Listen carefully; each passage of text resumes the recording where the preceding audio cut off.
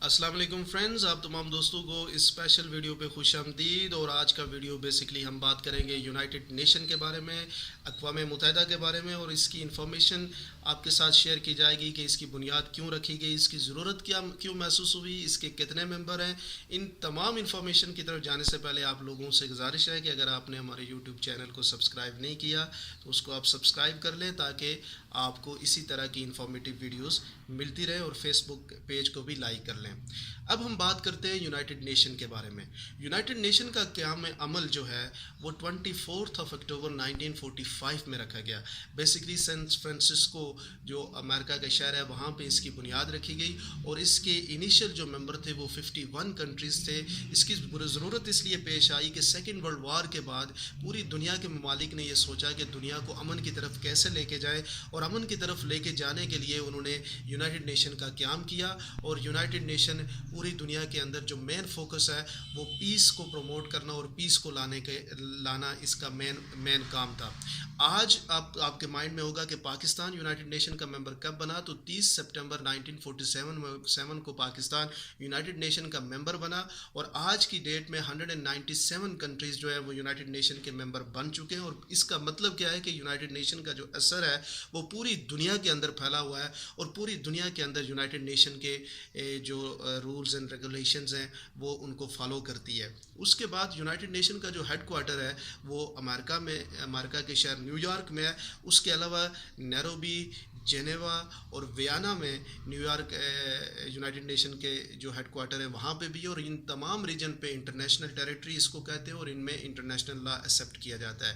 United nation کے 6 different organs ہیں، جن میں آپ کو یونائٹڈ نیشن جنرل اسمبلی ہے، جس میں انٹرنیشنل کورٹ آف جسٹس ہے، جس میں UN سیکریٹریٹ ہے، جس میں سیکورٹی کونسل ہے، جس میں اکنامک اینڈ سوشل کونسل ہے، اور جس میں ٹرسٹی شپ کونسل ہے۔ یہ 6 ڈفرینٹ آرگنز ہیں۔ اس میں سیکورٹی کونسل کے جو ممبرز کی تعداد ہے ان میں چائنا ہے، رشیا ہے، برطانیہ ہے، فرانس ہے اور امریکہ۔ یہ 5 جو ہے وہ مستقل ممبر ہیں سیکورٹی کونسل کے، اور ان 5 ممالک کے پاس ویٹو کی طاقت ہے۔ اگر کوئی فیصلہ ان میں سے کوئی ممالک کوئی آپ یونائٹڈ نیشن کا فیصلہ کسی ملک نے ویٹو کرنا ہے، تو ان 5 میں سے کوئی ملک اگر ویٹو کر دیتا ہے تو وہ فیصلہ پوری دنیا میں امپلیمنٹ نہیں کیا جا سکتا۔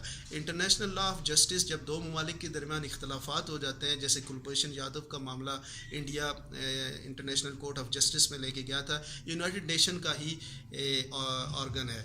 اور اس کے علاوہ اگر آپ کو بات کریں تو یہ اکنامک ڈیولپمنٹ پہ بات کرتی ہے یونائٹڈ نیشن، سوشل ڈیولپمنٹ پہ بات کرتی ہے، ڈیموکریسی پروموشنز پہ بات کرتی ہے، ہیومن رائٹس کے اوپر بات کرتی ہے، اور ان کے بے شمار کام ہیں۔ یہ پوری دنیا میں اپنے پورے ایک کام کیا جاتا ہے ان کا، جس طرح سے ملکوں کے اپنے ڈفرینٹ کنٹریز کے اپنے منشور ہوتے ہیں، اسی طرح سے یونائٹڈ نیشن کا اپنا ایک آئین ہے، اور اس کو وہ پوری دنیا میں امپلیمنٹ کرتے ہیں۔ اور اس امپلیمنٹیشن کے لیے اگر آپ یہ کہیں کہ وہ امپلیمنٹیشن کیسے کی جاتی ہے، تو امپلیمنٹیشن یہ کوئی صرف ورڈز نہیں ہے یونائٹڈ نیشن کے کسی بھی جس طرح ہمارے یہاں سیاسی جماعتوں کے وعدے ہوتے ہیں اس طریقے سے نہیں ہے، بلکہ اس کو بڑے سیریسلی وہ کرتے ہیں۔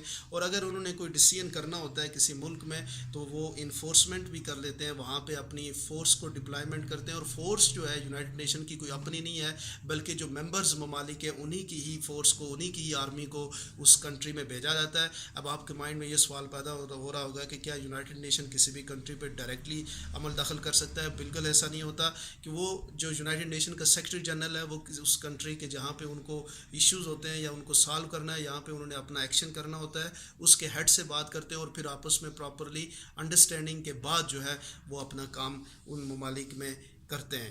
یونائٹڈ نیشن کی جو آج جو یونائٹڈ نیشن کا سیکرٹری جنرل ہے اس کا جو ابھی جو انٹونیو گٹریس ہے، ان کا بیسیکلی چناؤ کیسے کیا جاتا ہے؟ وہ ممبرز جو جنرل اسمبلی کے ممبرز ہیں وہ آپس میں بیٹھتے ہیں، وہ پھر اس کا چناؤ کرتے ہیں، اور اس کی ریکمنڈیشن جو ہے وہ سیکورٹی کونسل کے جو ممبرز ہیں وہ بھیجتے ہیں جنرل اسمبلی کو، اور اس ریکمنڈیشن کی بنیاد پہ جو ہے جنرل اسمبلی کا جو سیکرٹری جنرل ہے اس کو چوز کیا جاتا ہے۔ اب یہاں پہ یہ آپ کے مائنڈ میں کوشچن ہوگا کہ اگر کسی کو اختلاف ہو جاتا ہے جو ریکمنڈیشن بھیجی گئی ہے، تو وہ بار بار اس پروسیس کو تب تک کیا جاتا ہے جب تک ان کا آپس میں اتفاق نہیں ہو جاتا، اور اس طریقے سے یونائٹڈ نیشن کا جنرل سیکرٹری جو ہے وہ اس کا انتخاب ہوتا ہے۔ یہ تھی وہ بیسک انفارمیشن جو آپ لوگوں کے سامنے شیئر کرنا چاہ رہا تھا۔ اور کہیں آپ کے مائنڈ میں یہ سوال بھی آ رہا ہوگا کہ کیا اس سے پہلے کوئی اس طرح کی ایفرٹ نہیں کی گئی، جنرل اسمبلی کی طرح کی کوئی اور اسمبلی نہیں بنی؟